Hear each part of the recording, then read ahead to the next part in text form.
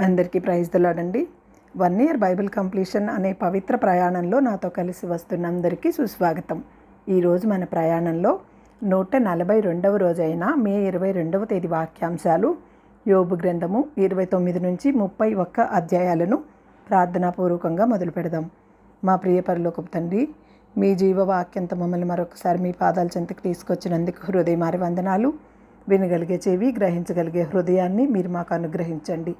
యోబుకిచ్చిన ఆశీర్వాదాలను మాకు దయచేయమని, అవి అందుకోవడానికి కావలసిన పరిపూర్ణమైన విశ్వాసాన్ని మాకు అనుగ్రహించమని ప్రభువు పేరిట ప్రార్థిస్తున్నాను తండ్రి. ఈ వాక్యాంశాలు నిజంగా మీ హృదయాన్ని స్పర్శించినట్లయితే కమెంట్ బాక్స్లో ఆమెను చెప్పడం మర్చిపోకండి. యోబు గ్రంథము 29వ అధ్యాయము. యోబు ఇంకొకసారి ఉపమాన రీతిగా ఇట్లనెను: పూర్వకాలముననున్నట్లు నేనున్న ఎడల ఎంతో మేలు, దేవుడు నన్ను కాపాడుచుండిన దినములలో ఉన్నట్లు నేనుండిన ఎడల ఎంతో మేలు. అప్పుడు ఆయన దీపము నా తలకు పైగా ప్రకాశించెను, ఆయన తేజము వలన నేను చీకటిలో తిరుగులాడుచుంటిని. నా పరిపక్వ దినములలో ఉండినట్లు నేనుండిన ఎడల ఎంతో మేలు. అప్పుడు దేవుని రహస్యము నా గుడారమునకు పైగా నుండెను, సర్వశక్తుడు ఇంకనూ నాకు తోడై ఉండెను. నా పిల్లలు నా చుట్టూ ఉండిరి, నేను పట్టిన అడిగెల్ల నేతిలో పడెను. బండ నుండి నా నిమిత్తము నూనె ప్రవాహముగా పారెను. పట్టణపు గుమ్మమునకు నేను వెళ్ళినప్పుడు, రాజవీధిలో నా పీఠము స్థిరపరచుకున్నప్పుడు యవ్వనులు నన్ను చూచి దాగుకొనిరి. ముసలివారు లేచి నిలువబడిరి. అధికారులు మాటలాడుట మాని నోటి మీద చెయ్యి వేసుకొనిరి. ప్రధానులు మాటలాడక ఊరుకొనిరి. వారి నాలుక వారి అంగిటికి అంటుకొనెను. నా సంగతి చెవినబడిన ప్రతివాడు నన్ను అదృష్టవంతునిగా ఎంచెను. నేను కంటబడిన ప్రతివాడు నన్ను గూర్చి సాక్ష్యమిచ్చెను. ఏలయనగా మొర్రపెట్టిన దీనులను, తండ్రి లేని వారిని, సహాయము లేని వారిని నేను విడిపించితిని. నశించుటకు సిద్ధమై ఉన్న వారి దీవెన నా మీదికి వచ్చెను. వెధవరాండ్ర హృదయంను సంతోషపెట్టితిని. నేను నీతిని వస్త్రముగా ధరించుకుని ఉంటిని గనుక అది నన్ను ధరించెను. నా న్యాయ ప్రవర్తన నాకు వస్త్రముగా పాగాయు ఆయను. గుడ్డివారికి నేను కన్నులైతిని, కుంటివారికి పాదములైతిని, దరిద్రులకు తండ్రిగా ఉంటిని. ఎరుగని వాని వాద్యమును నేను శ్రద్ధగా విచారించి తిని, దుర్మార్గుల దవడ పళ్లను ఊడగొట్టి తిని, వారి పళ్లలో నుండి దోపుడు సొమ్మును లాగివేసి తిని. అప్పుడు నేనిట్లనుకొంటిని: నా గూటి వద్దనే నేను చచ్చెదను, హంసవలే నేను దీర్ఘాయువు గలవాడనవుదును. నా వేళ్ల చుట్టూ నీళ్లు వ్యాపించును, మంచు నా కొమ్మల మీద నిలుచును. నాకు ఎడతెగక ఘనత కలుగును. నా చేతిలో నా విల్లు ఎప్పటికీ బలముగా నుండును. మనుష్యులు నాకు చెవియొగ్గి నా కొరకు కాచుకొనిరి. నా ఆలోచన వినవలనని మౌనముగా ఉండిరి. నేను మాటలాడిన తరువాత వారు మారు మాట పలకకుండిరి. గుత్తులు గుత్తులుగా నా మాటలు వారి మీద పడెను. వర్షము కొరకు కనిపెట్టినట్లు వారు నా కొరకు కనిపెట్టుకొనిరి. కడవరి వాన కొరకైనట్లు వారు వెడల్పుగా నోరు తెరుచుకొనిరి. వారు ఆశారహితులై ఉండగా వారిని దయగా చూచి చిరునవ్వు నవ్వితిని. నా ముఖ ప్రకాశము లేకుండా వారేమీ చేయరైరి. నేను వారికి పెద్దనై కూర్చుండి వారి మార్గములను ఏర్పరిచితిని. సేనలో రాజు వలెను, దుర్కించు వారికి ఓదార్పు వలెను నేనుంటిని. యోబు గ్రంథము 30వ అధ్యాయము. ఇప్పుడైతే నాకన్నా తక్కువ వయస్సు గలవారు నన్ను ఎగతాళి చేయుదురు. వీరి తండ్రులు నా మందలు కాయ కుక్కలతో నుండుటకు తగనివారని నేను తలంచియుంటిని. వారి చేతుల బలము నాకేమి ప్రయోజనమగును? వారి పౌరుషము పోయినది. దారిద్ర్యము చేతను క్షామము చేతను శుష్కించిన వారై ఎడారిలో చాలా దినములుండి పాడై నిర్మానుష్యముగానున్న ఎడారిలో ఆహారం కొరకు వారు తిరుగులాడుదురు.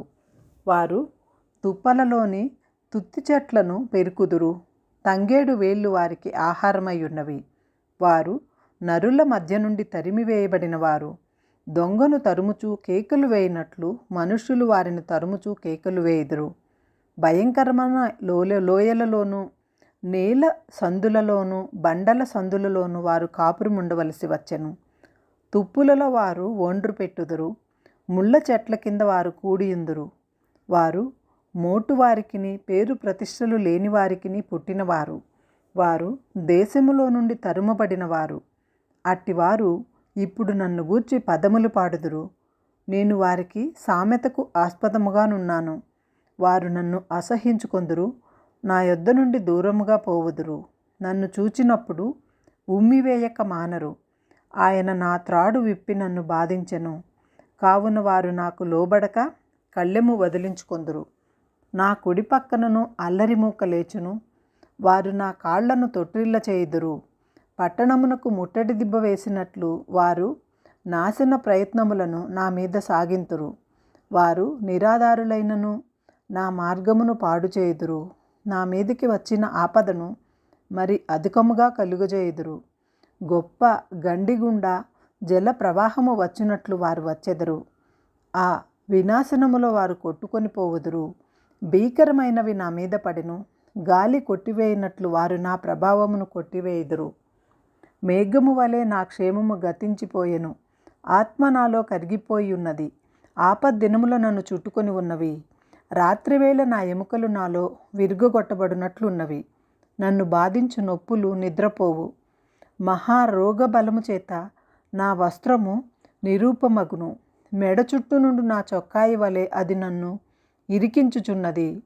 ఆయన నన్ను బురదలోనికి త్రోసెను. నేను ధూళియు బూడిదనయునై ఉన్నట్లున్నాను. నీకు మొరపెట్టుచున్నాను, అయితే నీవు ప్రత్యుత్తరమేమియు ఇయ్యక ఉన్నావు. నేను నిలుచుండగా నీవు నన్ను తేరి చూచుచున్నావు. నీవు మారిపోయి నా ఎడల కఠినుడవైతివి. నీ బాహుబలము చేత నన్ను హింసించుచున్నావు.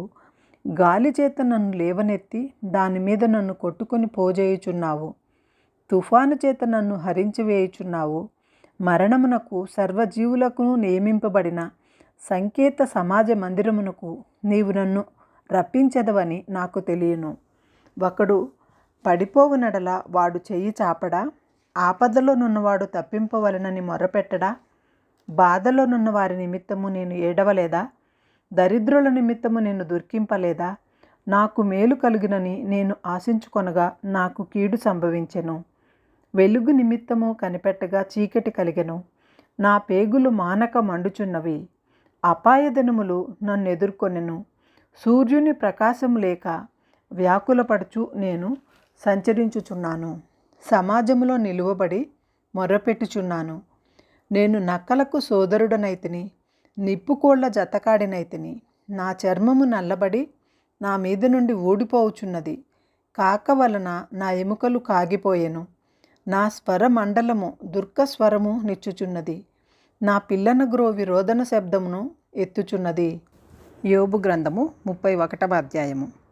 నేను నా కన్నులతో నిబంధన చేసుకుంటుని, కన్యకను నేను ఎలాగు చూచుదును? అలాగు చేసిన ఎడల పరమునున్న దేవుని ఆజ్ఞ ఏమగును? ఉన్నత స్థలమునున్న సర్వశక్తుని స్వాస్థ్యమేమగును? దుర్మార్గులకు విపత్తు సంభవించుటే గదా, పాపము చేయి వారికి దురవస్థ ప్రాప్తించుటే గదా. ఆయన నా ప్రవర్తన నెరుగును గదా, నా అడుగుజాడలన్నింటినీ లెక్కించును గదా. అబద్ధికుడనై నేను తిరుగులాడిన ఎడల, మోసము చేయుటకై నా కాలు త్వరపడిన ఎడల, నేను యథార్థవరునై ఉన్నానని దేవుడు తెలుసుకున్నట్లు న్యాయమైన త్రాసులో ఆయన నన్ను తూచునుగాక. నేను త్రోవ విడిచి నడిచిన ఎడల, నా మనస్సు నా కన్నులను అనుసరించి సంచరించిన ఎడల, మాలిన్యమేమైనా నా చేతులకు తగిలిన ఎడల, నేను విత్తిన దానిని వేరొకడు భుజించునుగాక. నేను నాటినది పెరికివేయబడునుగాక. నేను హృదయమును పరస్త్రీని మోహించిన ఎడల, నా పొరుగువాని ద్వారమును నేను పొంచియున్న ఎడల, నా భార్య వేరొకని తిరుగలి విసురునుగాక, ఇతరులు ఆమెను కూడుదురుగాక. అది దుష్కామ కార్యము. అది న్యాయాధిపతుల చేత శిక్షనందదగిన నేరము. అది నాశన కూపము వరకు దహించు అగ్నిహోత్రము. అది నా ఆదాయమంతయు నిర్మూలము చేయును. నా పనివాడనైనను పనికత్తెనైనను నాతో వాద్యమాడగా, నేను వారి వాద్యమును నిర్లక్ష్యము చేసిన ఎడల, దేవుడు లేచినప్పుడు నేనేమి చేయుదును? ఆయన విచారణ చేయునప్పుడు నేను ఆయనతో ఏమి ప్రత్యుత్తరమిత్తును? గర్భమున నన్ను పుట్టించిన వాడు వారిని కూడా పుట్టించలేదా? గర్భములో మమ్ము రూపించిన వాడు ఒక్కడే గదా. బీదలు ఇచ్చయించిన దానిని నేను బిగబట్టిన ఎడల, విధవరాండ్ర కన్నులు క్షీణింపజేసిన ఎడల, తల్లిదండ్రులు లేని వారిని నా అన్నములో కొంచెమైనను తిననీయక నేను ఒంటరిగా భోజనము చేసిన ఎడల, ఎవడైనను వస్త్రహీనుడై చచ్చుట నేను చూడను. బీదలకు వస్త్రము లేకపోవుట నేను చూడగను. వారి దేహములు నన్ను దీవింపకపోయిన ఎడల, వారు నా గొర్రెల బొచ్చు చేత వేడిమి పొందకపోయిన ఎడల, గుమ్మములో నాకు సహాయము దొరుకునని తండ్రి లేని వారిని నేను అన్యాయము చేసిన ఎడల, నా భుజశల్యము దాని గూటి నుండి పడునుగాక, నా బాహువు ఎముకలోనికి విరుగునుగాక. నేను అలాగు చేయలేదు. నా బాల్యము మొదలుకొని దిక్కులేని వాడు తండ్రి భావముతో నన్ను భావించి నా వద్ద పెరిగెను. నా తల్లి గర్భమందు పుట్టిన నాట నుండి దిక్కులేని వారికి నేను మార్గదర్శినైతిని. దేవుని మహత్యము ఎదుట నేను నిల్వజాలననియు, ఆయన నన్ను నిర్మూలము చేయుననియు భీతి పుట్టెను. సువర్ణము నాకు ఆధారం అనుకున్న ఎడలను, నా ఆశ్రయము నీవే అని మేలిమి బంగారముతో నేను చెప్పిన ఎడలను, నా ఆస్తి గొప్పదని గాని, నా చేతికి విస్తారము అయిన సొత్తు దొరికెనని గాని నేను సంతోషించిన ఎడలను, సూర్యుడు ప్రకాశించినప్పుడు నేను అతనినే గాని, చంద్రుడి మిక్కిలి కాంతి కలిగి నడుచుచుండగా అతనినే గాని చూచి, నా హృదయము రహస్యంగా ప్రేరేపింపబడి వారి తట్టు చూచి నా నోరు ముద్దు పెట్టిన ఎడల, పరమునున్న దేవుని దృష్టికి నేను వేషధారినవుదును. అదియు న్యాయాధిపతుల చేత శిక్ష నొందదగిన నేరమగును. నన్ను ద్వేషించిన వానికి కలిగిన శాపమును బట్టి నేను సంతోషించిన ఎడలను, అతనికి కీడు కలుగుట చూచి నేను ఉల్లసించిన ఎడలను, నేను అలాగు చేయలేదు. అతని ప్రాణమును నేను శపించలేదు. పాపము చేయుటకు నా నోటికి నేను చోటియ్యనే లేదు. అతడు పెట్టిన భోజనము తిని తృప్తి పొందని వానిని చూపించగలవారెవరని నా గుడారమందు నివసించువారు పలకని ఎడలను, పరదేశిని వీధిలో ఉండనీయక నా ఇంటి వీధి తలుపులు తెరిచిన ఎడలను, ఆదాము చేసినట్లు నా దోషములను దాచిపెట్టుకొని మహా సహవాసమునకు భయపడియు, కుటుంబముల తిరస్కారమునకు జడిసియు, నేను మౌనముగా నుండి ద్వారము బయటికి వెళ్ళక రొమ్ములో నా పాపమును కప్పుకొనిన ఎడలయో, పరముననున్న దేవుని దృష్టికి నేను వేషధారినవుదును. నా మనవి వినుటకై నాకొకడు ఉండవలెనని నేనెంతో కోరుచున్నాను. ఇదిగో నా చేవ్రాలు గుర్తు, ఇదిగో నా ప్రతివాది వ్రాసిన ఫిర్యాదు. సర్వశక్తుడు నాకు ఉత్తరమిచ్చునుగాక. నిశ్చయముగా నేను నా భుజము మీద దానిని వేసుకొందును, నాకు కిరీటముగా దానిని ధరించుకొందును. నా అడుగుల లెక్క ఆయనకు తెలియజేసేదను. రాజువలే నేను ఆయన వద్దకు వెళ్ళెదను.